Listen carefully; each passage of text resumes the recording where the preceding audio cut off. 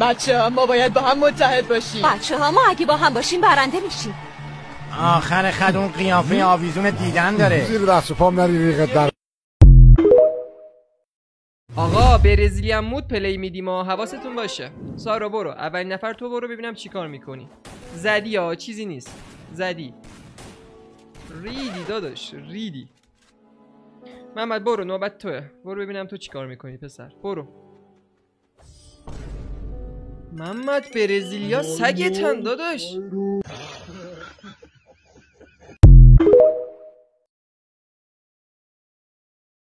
بهروز چی شده؟ نقیه درسته؟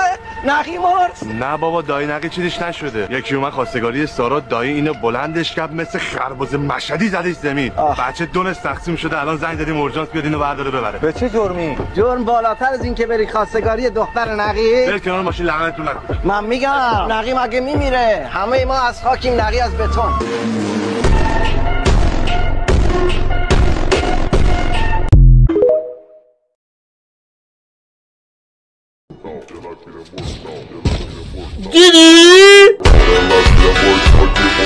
حامد عجب شاتی زدی خدایی. فکر کنم فقط خودت بتونی این شات رو بزنی. عشق من نوکرت. من دوست پسرم روز 5 تا از این شایتا میزنه.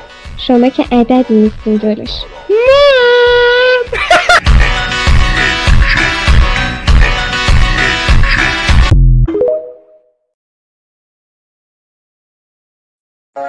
ای کنام پهنم ما دختران حاج قاسمی دهنتو میبند.